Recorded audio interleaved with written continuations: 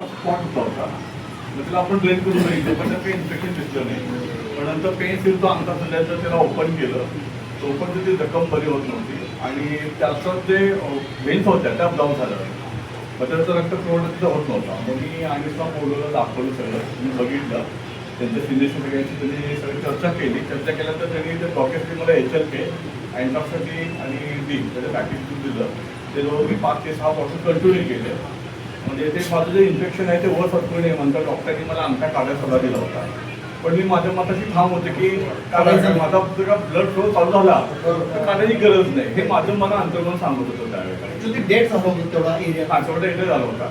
तर त्यांनी ते तेवढं काढलं. त्याचं कंटिन्यू चालू केलं. पण ड्रेसिंगमध्ये पण आपण डी वापरलो आणि त्याचा रिझल्ट आला की अंगठा मला पूर्णपणे 100% बरा झाला.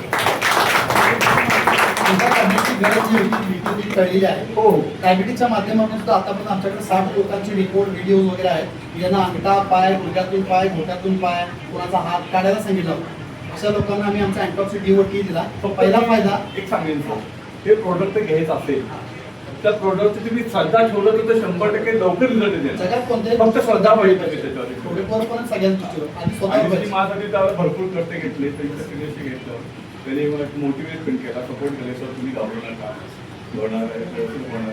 पॉझिटिव्ह राहिले ना 100% रिझल्ट येतो. त्यासाठीच आम्ही लोकांना काउन्सिलिंग करत असतो की पॉझिटिव्ह राहिले पाहिजे. त्यानंतरही आपण विचार केला. आतापर्यंत 13 लाख लोक